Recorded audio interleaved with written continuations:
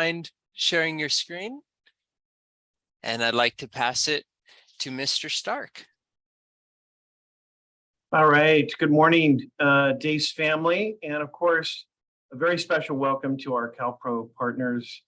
We're really fortunate to have these 3 days to come together as adult educators and really kind of frame our work this year.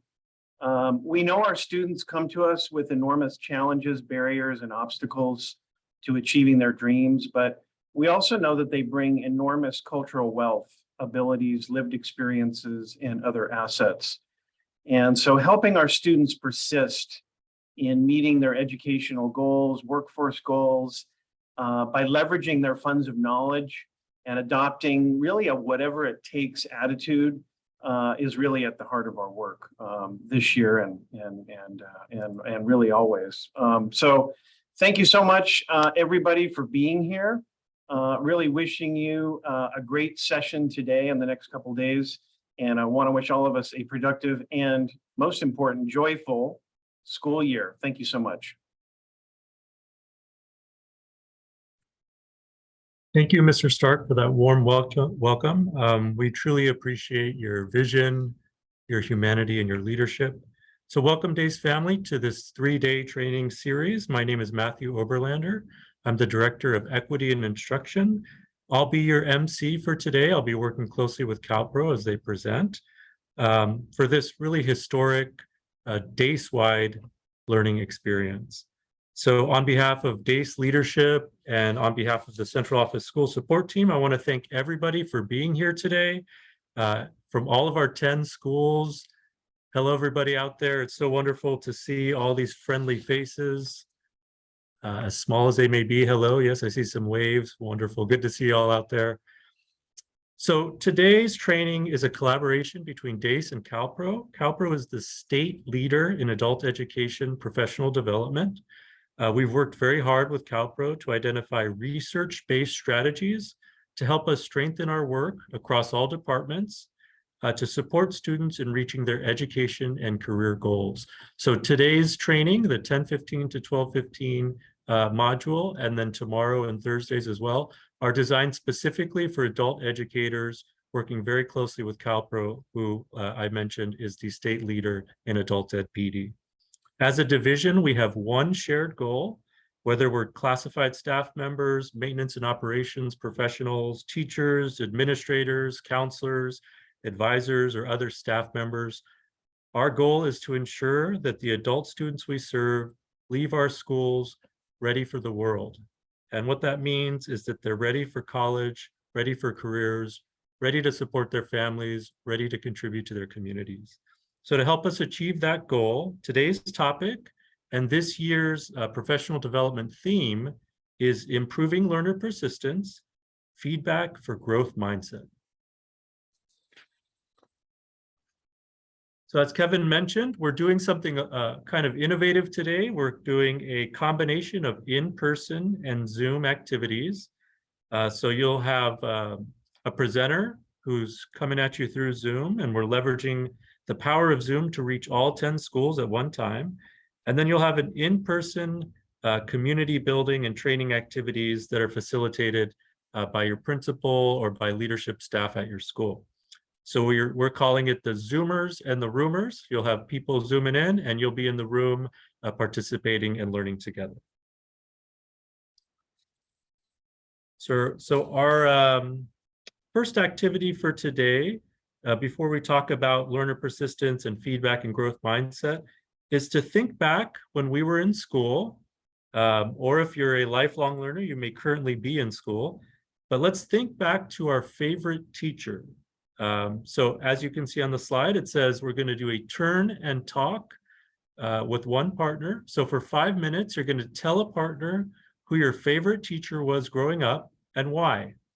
And you get bonus points if you can remember a quote from that teacher. So school facilitators, people in the room, please step forward. I'm going to mute. I'm going to stop the video for my screen, and I'm going to have you lead the activity. So 5 minutes for partners to share with each other, and then 10 minutes for you to share out as a whole group and to hear some of the stories from your colleagues. So I'm going to unmute and I'm going to share my video when we're done. But for now, we're going to have 15 minutes to complete this activity. So 5 minutes to discuss with a partner and 10 minutes to discuss as a whole group. Again, who was your favorite teacher and why? And bonus points if you can remember a specific quote from that teacher. So go ahead, you have 15 minutes and I'll be back to bring us back to the presentation after that time is done.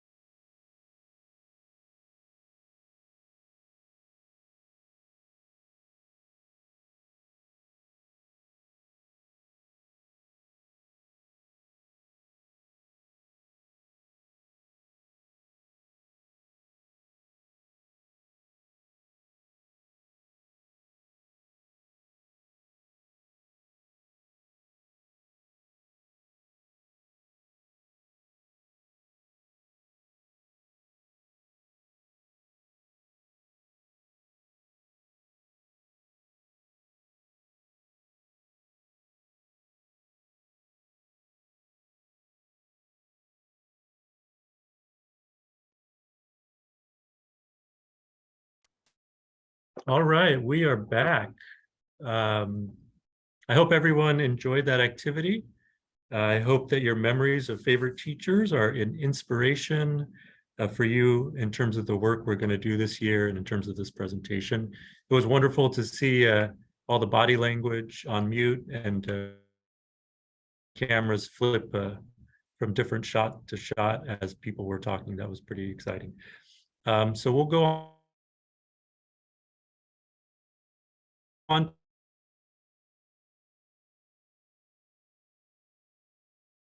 to the next slide.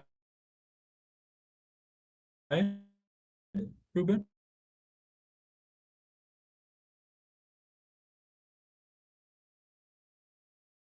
On their lives. So today, I'm going to give a quick overview of what we're going to be learning all 3 days. And as you can see, day 1, growth mindset, day 2, feedback for growth mindset, day 3, collaboration for growth mindset. So what words are repeated? Yep, it's all about growth mindset for these 3 days.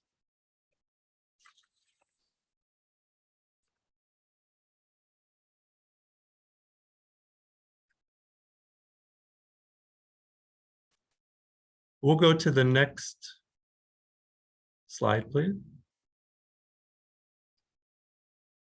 So we have, for all 3 days, a kind of a detailed agenda here. You can just take a minute to read this. And you'll notice at the end of each day, we're going to work on an action plan.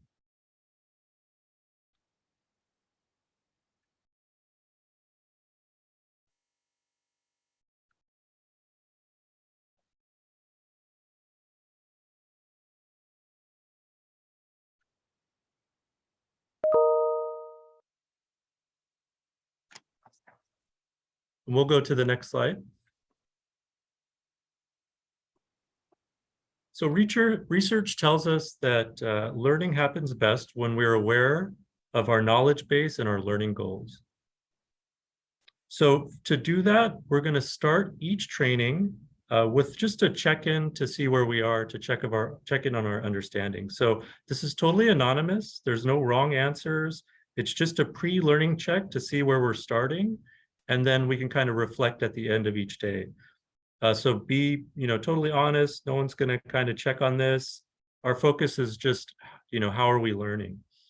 So if you can take a moment, you can use your cell phone or smartphone to please use this QR code to access the survey. You can also access the survey through the QR code, which is probably on the handout that you have as well. So go ahead, access the survey and take about, let's say 8 minutes to complete the survey. If you don't have a smartphone, feel free to take the survey with a partner, and then you guys can also take the exit survey together as well.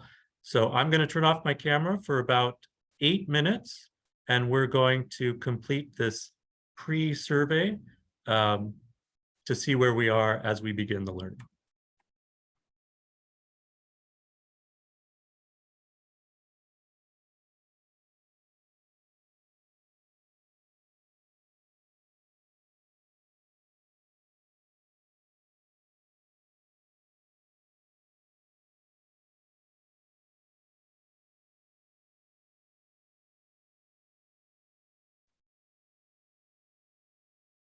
All right, thank you everybody for taking the time to complete that survey. We'll kind of follow up later in the day to see how we've learned and grown through this training.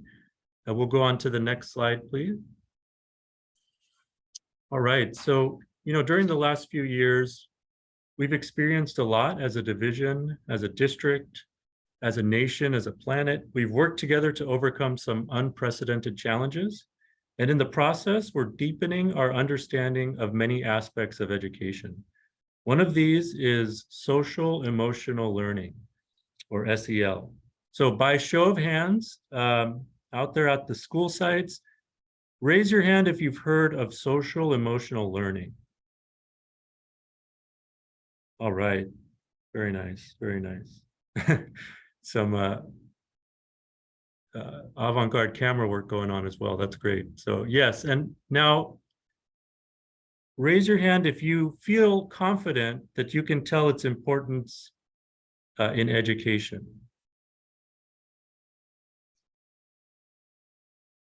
Excellent, excellent. So a lot of people, almost everybody, you've heard of social emotional learning. If you were here at 8 o'clock, it might have been part of that presentation as well. And many of you can tell its importance to education. Very good. So let's keep going. So when we talk about social emotional learning, we're talking about all the things we do to take care of ourselves and others so that we can thrive amidst challenges. This is the heart of social emotional learning, which will be a focus for our division today and for the whole school year. On the slide is today's agenda. Our objective is to identify these key components, to find connections between them, and to begin to create an action plan to foster growth mindset in all of our schools.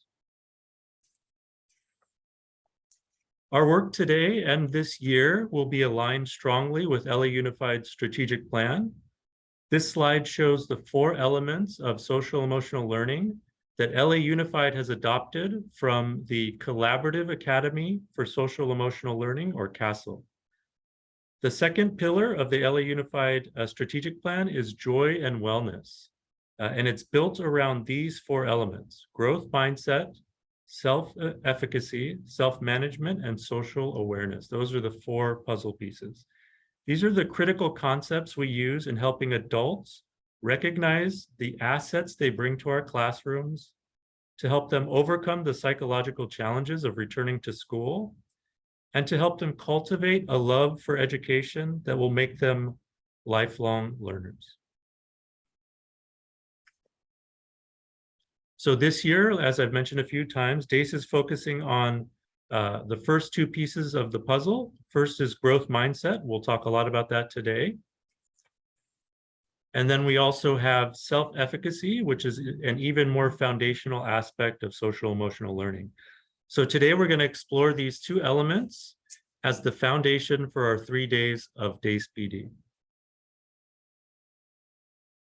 So at this point, I would like to turn it over to our esteemed colleagues from CalPro, Sachiko Oates and Kevin Belcher.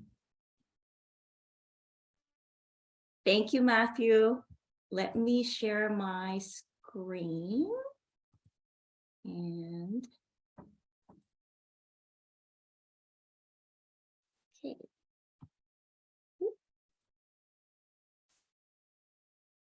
All right, can you hear me?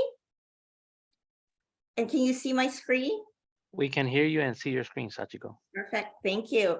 Again, my name is Sachika Oates from CalPro, and let's talk about self-efficacy. So how many of you have heard of this concept, self-efficacy?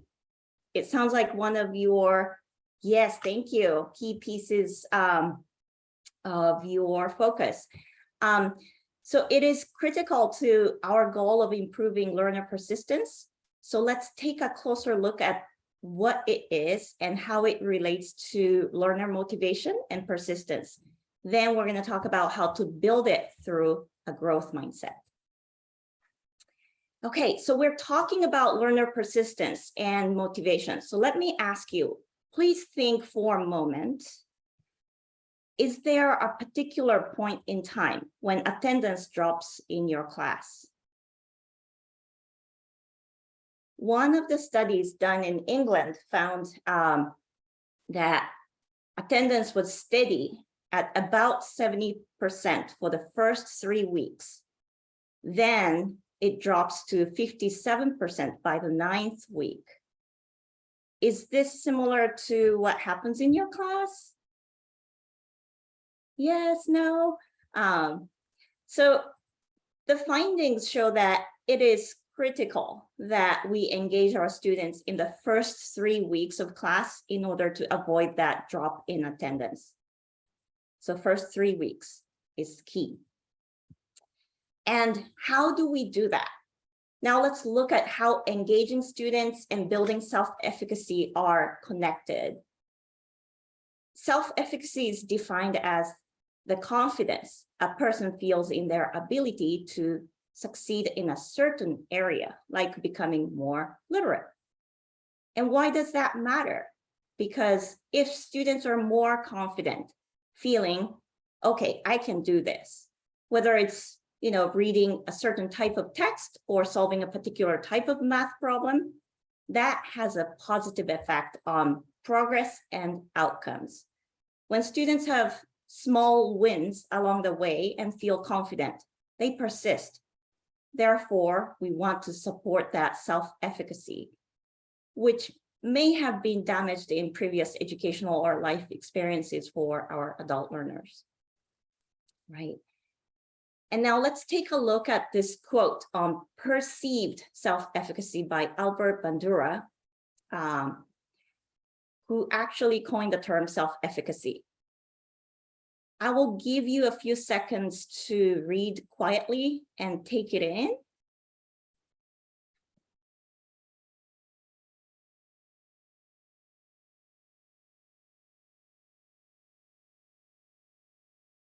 Do you see the last part? Efficacy beliefs influence how people think, feel, motivate themselves, and act. This connects self-efficacy to motivation and action.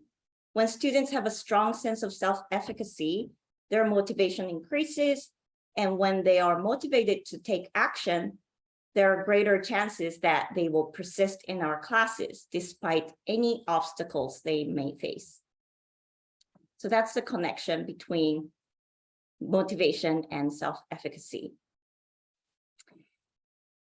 And now let's compare and contrast the 3 terms that are sort of similar: self-esteem, self-efficacy, and self-confidence. These terms are sometimes used interchangeably, but in our session, we would like to differentiate those 3 concepts and be specific about our definitions. So let's look at self-esteem and self-efficacy first. Self-esteem is more global, as in, I feel good about myself in general. In contrast, self-efficacy relates to the task at hand, like learning to read or to do a certain kind of math problem, right? For example, I may have healthy self-esteem and feel good about myself in general, but when I was in Oakland last week, actually, to do a PD session for their school, I arrived in my car and driving in an unfamiliar city, I wasn't very confident. That's self-efficacy tied to this specific task of driving in a new city. But with the help of a map app, I was able to overcome that nervousness and build my self-efficacy back up.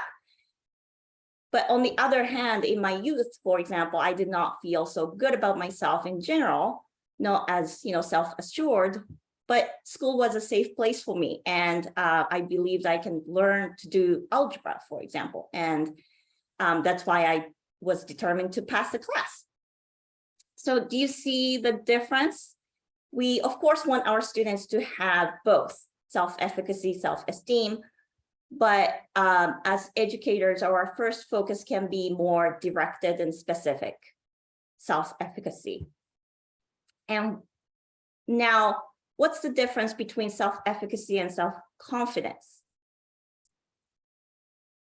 Self-confidence is also thinking about oneself in a more global sense, such as I can handle whatever comes my way. Self-efficacy is again related to confidence in a person's ability in specific areas, right?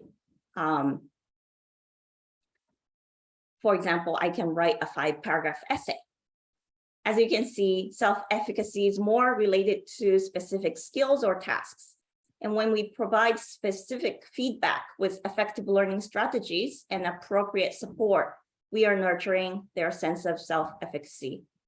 And to sum up, self-esteem is more global. I feel good about myself generally. Self-confidence is also global, and it is about one's abilities.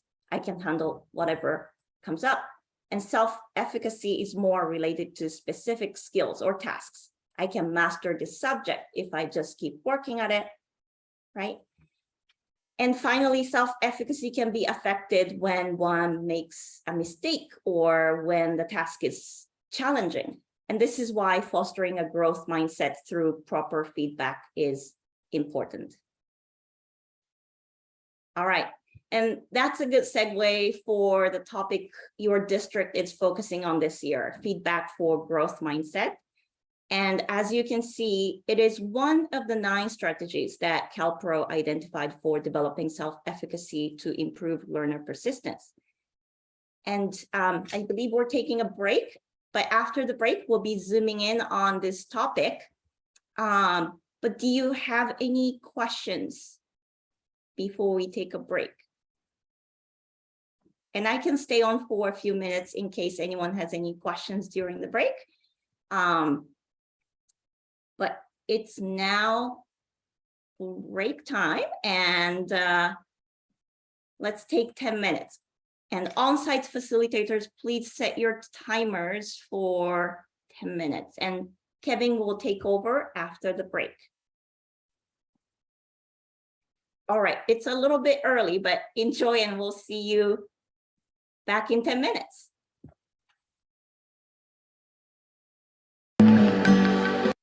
Let's see.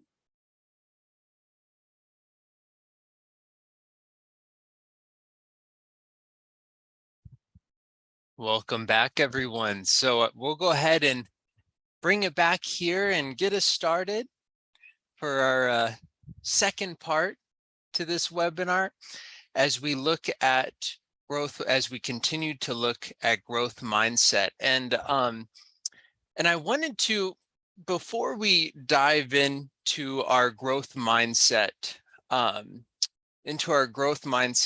assessment, I want to take a moment really quick to share why I am so excited to be here with you all to talk about my growth mindset. So my name's Kevin Belcher. I've been in adult education for a little over 10 years now, with most of that time being an ESL and ABE teacher over at Corona Norco, about 45 miles east of you all, or perhaps 3 to 4 hours down the road if you pick the wrong time to drive. But one of my favorite lessons each year in teaching my advanced ESL course or my ABE Bridge Language Arts course was looking at pieces of Dweck's growth mindset and having the opportunity to see in the students' eyes that idea of, I'm writing my own narrative right now.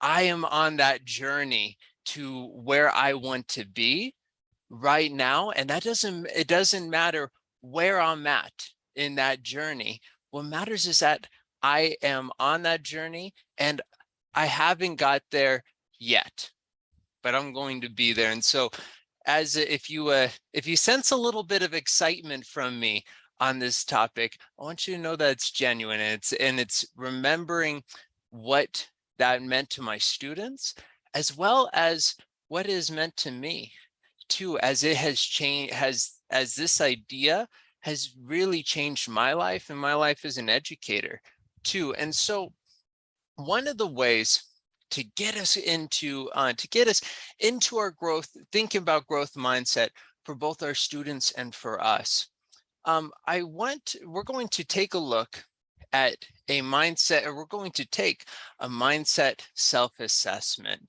And so in just a moment, your on-site facilitators are going to start a timer for a few minutes. We'll take about 5 minutes to complete this mindset quiz in order to determine how we feel, how much we agree with different statements in this related to mindset in this quiz. And so we'll take 5 minutes, and if you finish early, you can score yourself by looking at the last page of your handout that has the score key, and consider what you learned about yourself. If you don't finish after the 5 minutes, that's okay. You'll still be able to glean quite a bit of information from it. So if you have your handout for the mindset self-assessment, I invite you to go ahead and begin taking this self-assessment, and I'll go ahead and be quiet for about 5 minutes for you to take this. And I think thank you so much. I think we're just about at time. And I do have the answer key up here, which will also be in the on the last, I believe, the last page of your handouts for the day as well. And so you can see as well that the scoring isn't all on one side of the columns of strongly agree or disagree. It does change as well. And so in a moment, I'm going to ask you to reflect on your scores. But first, let me go ahead and bring us back to our PowerPoint here. And we're going to, before we reflect on these, I want to ask, did anybody receive a perfect score by a show of hands? I'm going to take a look, see if I can see any hands coming out. Anyone receive a perfect score on the mindset quiz? I think I saw 1, 2. So as you might have guessed, even if we are true believers in growth mindset, we may not always tell ourselves or our students positive messages of growth mindset. And that's normal. We might not always have a growth mindset on every part of our lives. I'm always surprised that I have this instinct to, as an English teacher, to always want to say, oh, I'm not good at math, so I'm going to stay away from it. When in actuality, that's not really modeling a growth mindset, right? And so adopting and fostering a growth mindset is something that takes time, and it doesn't happen overnight. And so reflecting on this quiz, I want to take just a moment. We'll take about 2 minutes if you can please turn to a colleague and answer one or both of these questions. Based on this self-assessment, what did you learn? Or what does this mean about our self-messages or our messages to students? Let's take 2 minutes to turn to a colleague and share your answers to one or both of these questions. I'll go ahead and go quiet for just 2 minutes. So it was so great to see to see several conversations happening in each of the little screens here. I hope that you had an opportunity to share what you learned and hear from your colleague as well.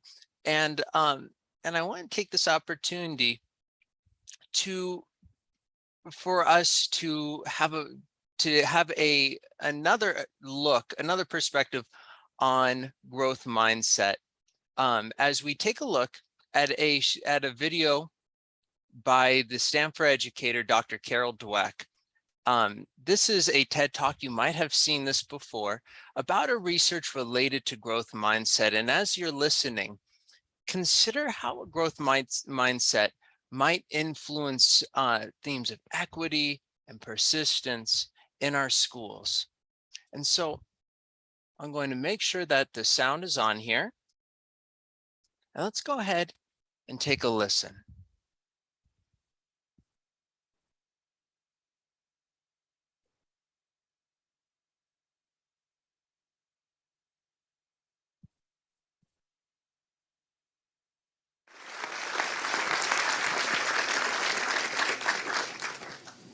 The power of yet. I heard about a high school in Chicago where students had to pass a certain number of courses to graduate, and if they didn't pass a course, they got the grade not yet. And I thought that was fantastic, because if you get a failing grade, you think, I'm nothing, I'm nowhere. But if you get the grade not yet, you understand that you're on a learning curve. It gives you a path into the future. Not yet also gave me insight into a critical event early in my career, a real turning point. I wanted to see how children coped with challenge and difficulty. So I gave 10-year-olds problems that were slightly too hard for them. Some of them reacted in a shockingly positive way. They said things like, I love a challenge, or, you know, I was hoping this would be informative. They understood that their abilities could be developed. They had what I call a growth mindset. But other students felt it was tragic, catastrophic. From their more fixed mindset perspective, their intelligence had been up for judgment, and they failed. Instead of luxuriating in the power of yet, they were gripped in the tyranny of now. So what do they do next? I'll tell you what they do next. In one study, they told us they would probably cheat the next time instead of studying more if they failed a test. In another study, after a failure, they looked for someone who did worse than they did so they could feel really good about themselves. And in study after study, they have run from difficulty. Scientists measured the electrical activity from the brain as students confronted an error. On the left, you see the fixed mindset students. There's hardly any activity. They run from the error. They don't engage with it. But on the right, you have the students with the growth mindset, the idea that abilities can be developed. They engage deeply. Their brain is on fire with yet. They engage deeply. They process the error. They learn from it, and they correct it. How are we raising our children? Are we raising them for now instead of yet? Are we raising kids who are obsessed with getting A's? Are we raising kids who don't know how to dream big dreams? Their biggest goal is getting the next A, whoops, or the next test score? And are they carrying this need for constant validation with them into their future lives? Maybe because employers are coming to me and saying, we have already raised a generation of young workers who can't get through the day without an award. So, what can we do? How can we build that bridge to yet? Here are some things we can do. First of all, we can praise wisely. Not praising intelligence or talent. That has failed. Don't do that anymore. But praising the process that kids engage in. Their effort, their strategies, their focus, their perseverance, their improvement. This process praise creates kids who are hardy and resilient. There are other ways to reward yet. We recently teamed up with game scientists from the University of Washington to create a new online math game that rewarded yet. In this game, students were rewarded for effort, strategy, and progress. The usual math game rewards you for getting answers right now, but this game rewarded process. And we got more effort, more strategies, more engagement over longer periods of time, and more perseverance when they hit really, really hard problems. Just the words yet or not yet, we're finding, give kids greater confidence.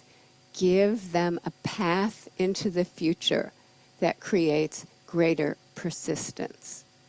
And we can actually change students' mindsets. In one study, we taught them that every time they push out of their comfort zone to learn something new and difficult, the neurons in their brain can form new, stronger connections, and over time, they can get smarter. Look what happened. In this study, students who were not taught this growth mindset continued to show declining grades over this difficult school transition. But those who were taught this lesson showed a sharp rebound in their grades.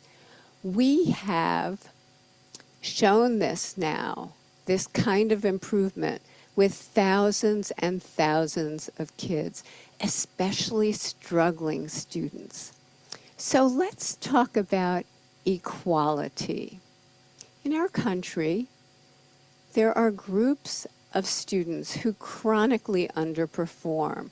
For example, children in inner cities or children on Native American reservations. And they've done so poorly for so long that many people think it's inevitable. But when educators create growth mindset classrooms steeped in yet, equality happens. And here are just a few examples. In 1 year, a kindergarten class in Harlem, New York, scored in the 95th percentile on the National Achievement Test. Many of those kids could not hold a pencil when they arrived at school. In 1 year, 4th grade students in the South Bronx, way behind, became the #1 fourth grade class in the state of New York on the state math test. In a year to a year and a half, Native American students in a school on a reservation went from the bottom of their district to the top. And that district included affluent sections of Seattle. So the Native kids outdid the Microsoft kids. This happened because the meaning of effort and difficulty were transformed. Before, effort and difficulty made them feel dumb, made them feel like giving up. But now, effort and difficulty, that's when their neurons are making new connections, stronger connections. That's when they're getting smarter.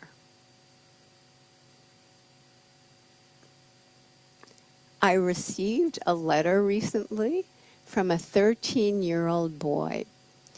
He said, "Dear Professor Dweck, I appreciate that your writing is based on solid scientific research, and that's why I decided to put it into practice. I put more effort into my schoolwork, into my relationship with my family, and into my relationship with kids at school, and I experienced great improvement in all of those areas. I now realize I've wasted most of my life." Let's not waste any more lives, because once we know that abilities are capable of such growth, it becomes a basic human right for children, all children, to live in places that create that growth, to live in places filled with yet. Thank you.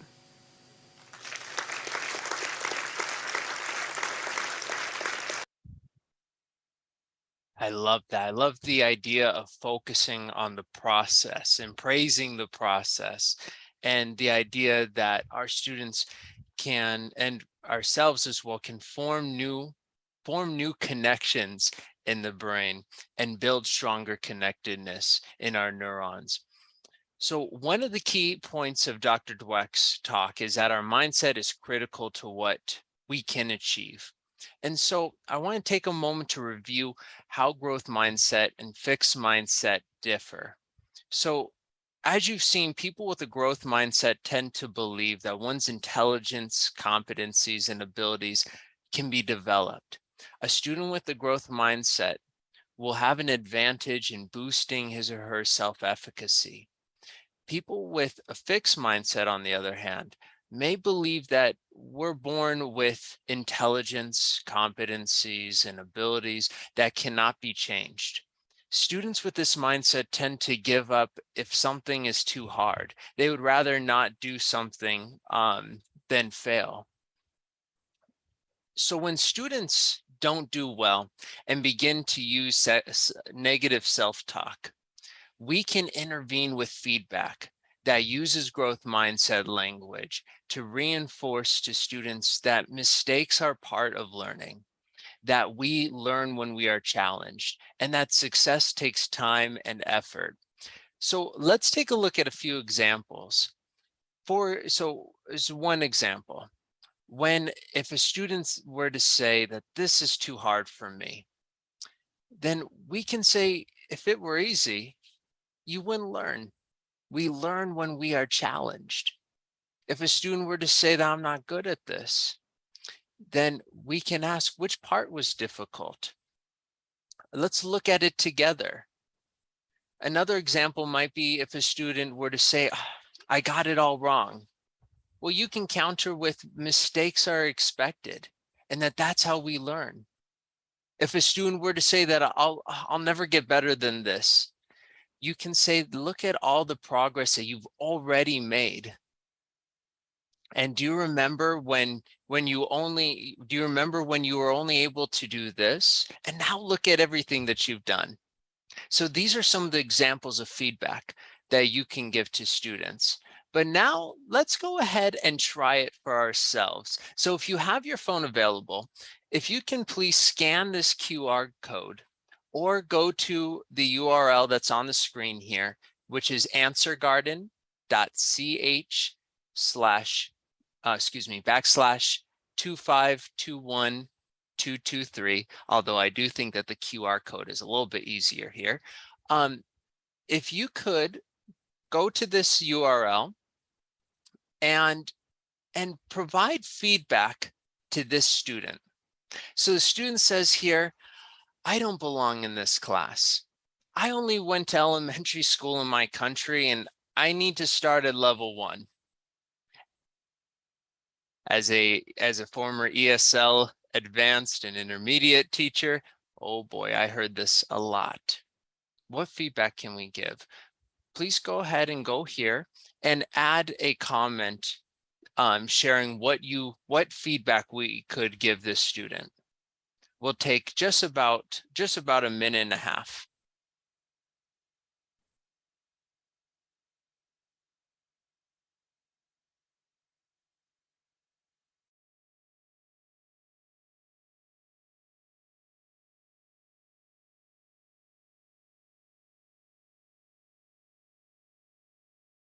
Feedback here, but let's see. As you are continuing to add your feedback here, let's see which ones are some of the more popular answers. We see you can learn, hang in there. Give it time. I love focusing on that process here. How can I help you? Look at how far you've come. You can do anything. What's hard? Specifically, what is the challenge here? Excellent. You can learn from the challenge. This is part, which part is hard for you? Excellent. Wonderful feedback here. Let's go ahead and jump back here to do one more. Now, here we are going to have, let me make sure everyone can see here. Fabulous. So let's do one more, and this is going to be on another question, so another QR code. So you will need to rescan this new QR code here. So we have another student that we can help here. The student says, this test is ridiculous. It's too hard and no one could do it. What feedback could we give the student here? Let's take another about 90 seconds here. Hi, this is Venice over here. Yes. Question or comment, maybe you can, I don't know if you can adjust this. We're finding that you can only put about 20 characters in for your answer. That's true. So although we can't, unfortunately, we can't adjust the character limit. And so I know that we can say a lot more than 20 characters, but unfortunately for this exercise, we will have to limit it to those 20 characters. I apologize for that.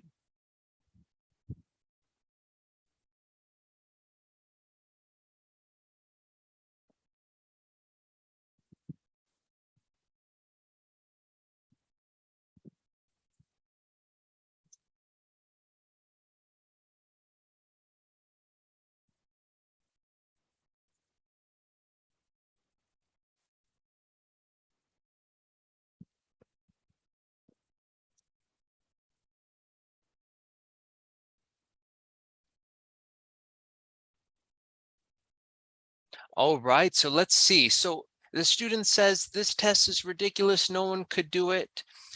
We see questions we see feedback like it's okay to answer incorrectly. You can do it. Try.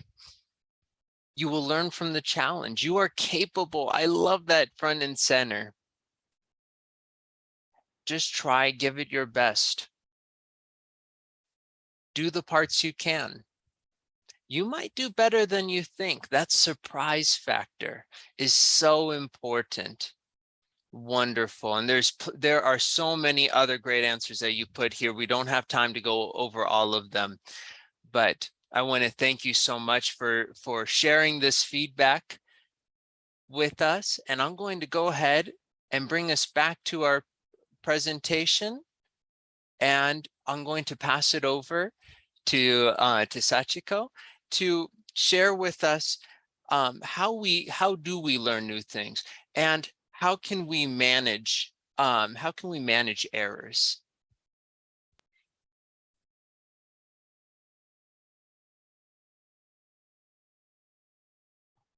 Thank you, Kevin. I needed to unmute myself and share my screen. Let me see. All right, can you see it? Yes, we can. Okay, great, thank you.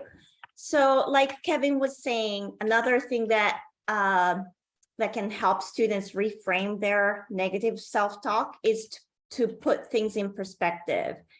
And what they're trying to achieve is not easy, right? Like learning a new language, getting a diploma, getting a professional license, or whatever their goal may be. So yeah, do you know how long it takes us to be an expert in something? What's the magic number? Numerous studies have aimed to find how many hours, days, and years it takes for people to be experts.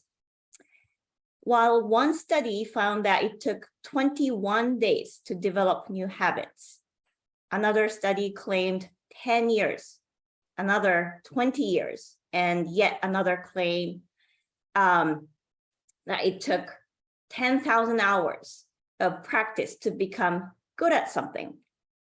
So all these, and then also, of course, the Beatles played 8 days a week, right? So all the findings have one thing in common.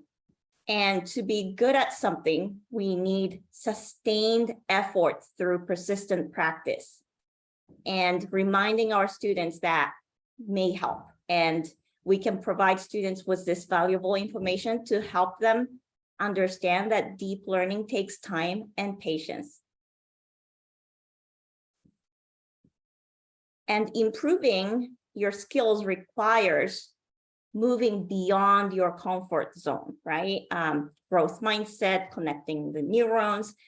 So challenge your students and tell your students that they will learn when class content is slightly above their current level, rather than when it is at or below their current level. So this reminds me of Vygotsky's zone of proximal development, right? Like slightly above their current skill level. So hit that sweet spot. And we really learn when we need to struggle a little bit with new content. Remember productive struggle? When you wrestle with new and difficult concepts, you will develop strategies and are more likely to remember the new concept. And we also learn to persist with hard challenges by actually having hard challenges. Without challenges, we don't learn to persist. So, and finally, differentiate the instruction. How many of you have multi-level or multi-subject classes?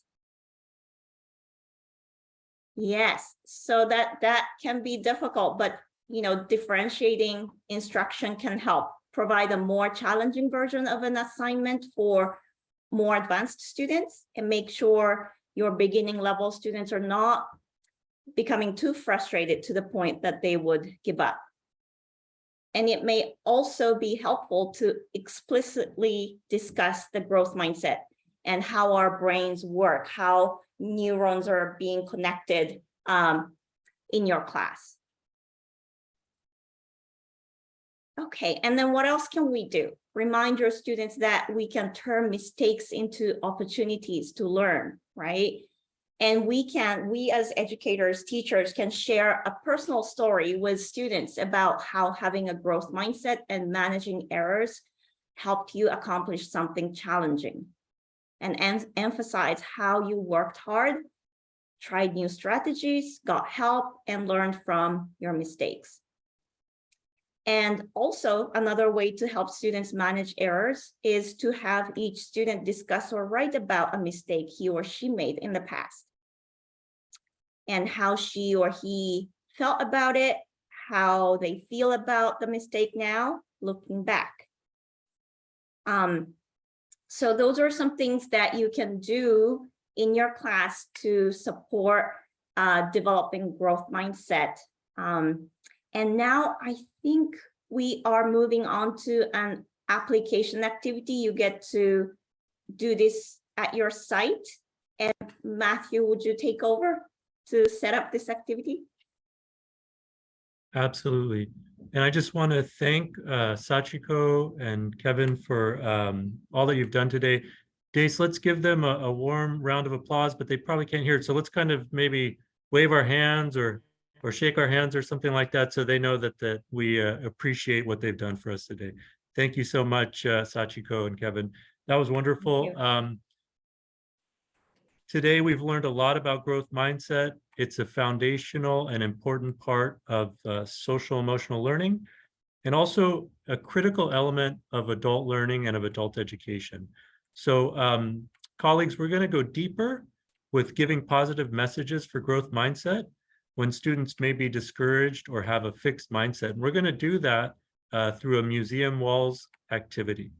So in a moment, we'll all stand up. Everybody will gather around the poster on the wall that is similar to your program or job title. So we have, for example, office and campus staff, counselors, advisors, teachers, administrators. So there should be a large poster or post-it around the room. And we're going to go ahead and gather around our specific posters for our jobs. If we can go to the next slide, please, Ruben. So once you get to the poster, one person's going to read the student comment. And as a group, we're going to come up with and we're going to write growth mindset responses. So we'll go to the posters. We'll look at the comment. Each of the posters will have a comment from a student.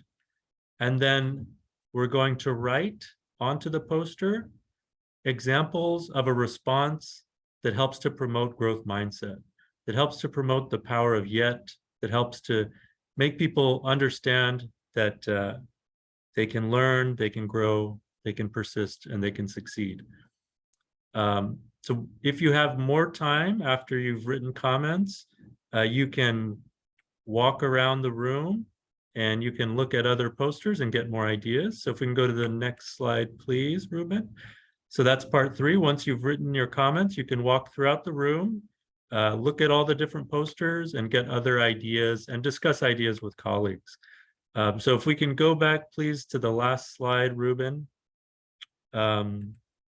So for about, let's say about 10 minutes, we're going to be completing the museum walls activity. So everybody should be up, you should be walking around, you should be looking for your poster, writing comments that promote growth mindset, and then talking about those comments with your colleagues. So I'll set a timer for 10 minutes and we'll come back at around 12:06.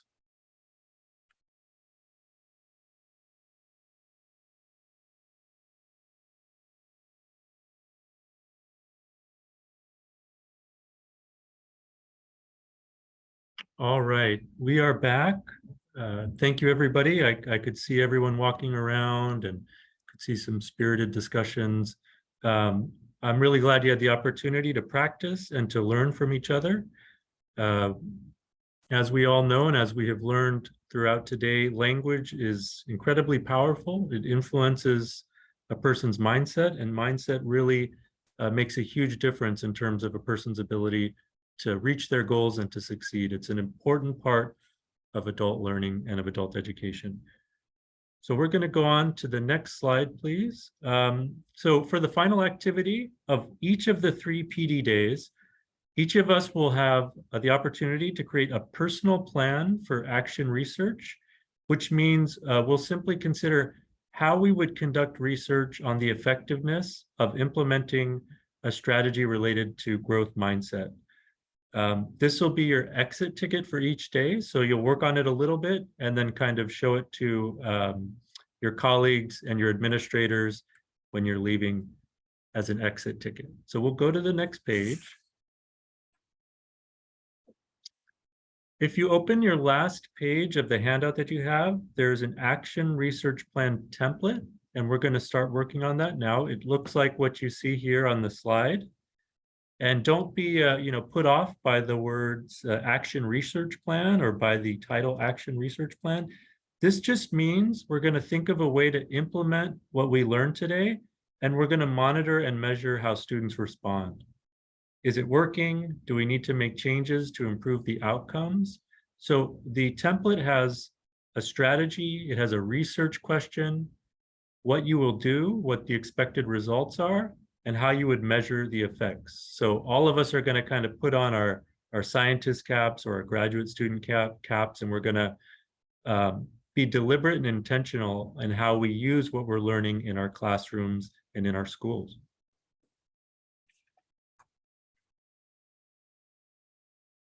So like I said, this is going to be the exit ticket for today, basically meaning you'll do a little bit of work on this, and then you'll show it to your administrators as you leave, and we'll continue to work on it tomorrow and on Thursday. There's also a sample if you have questions about what it should look like or what I mean when I say action research or research question. In your packet after the action research plan, there should be a sample that's already completed for you that you can look at for reference if you need it. So for about 4 minutes, let's say 4 minutes, it says 10, but we're almost done. So let's say 4 minutes. We'll start working on the action research plan. So for today, just write your name, your program, job, and date. And then in the strategy box, write fostering growth mindset. Everybody's going to have the same strategy because that's going to be the focus for the training. So just go ahead and write fostering growth mindset. And then just for about 2 or 3 minutes, go ahead and start making some notes in the other boxes about what your research question might be, what you're going to be doing with students, and what you expect the outcomes to be. You don't have to complete it today, but just for a few minutes, go ahead and start making some notes into each of those sections. And if you want to talk with a partner about it a little bit, that's fine. But again, the goal is not to complete it today, but just to start brainstorming. So I'll be back in, let's say, 3 minutes. Go ahead and take a few notes and start thinking about some ideas for your action research plan.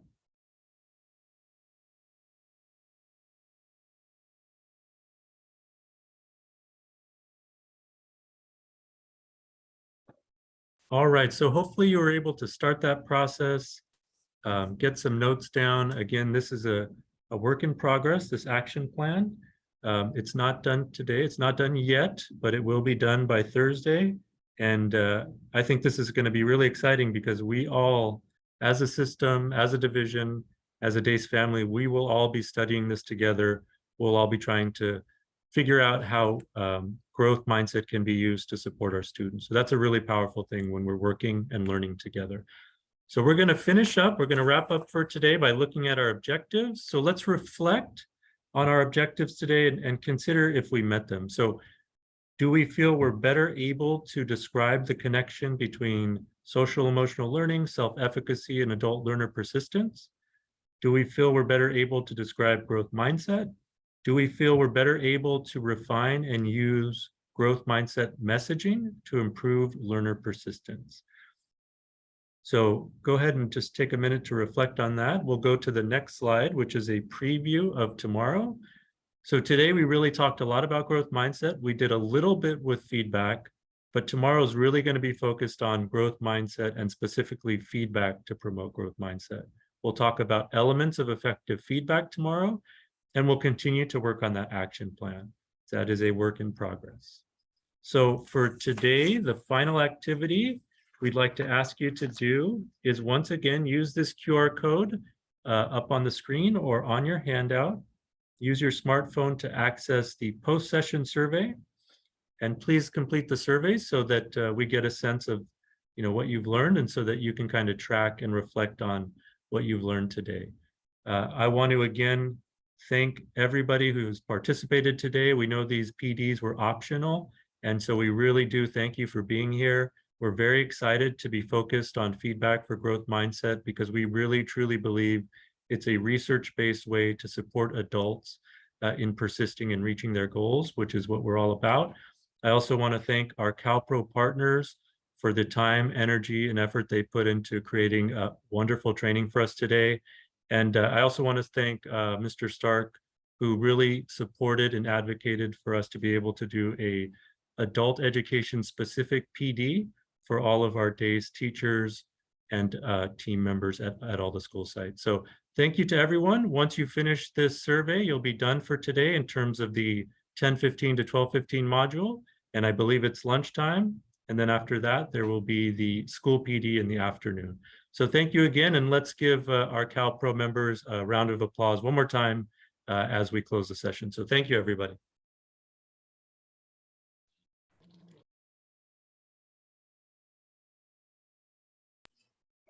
Thank you very much from the Venice crowd. Thank you, Venice.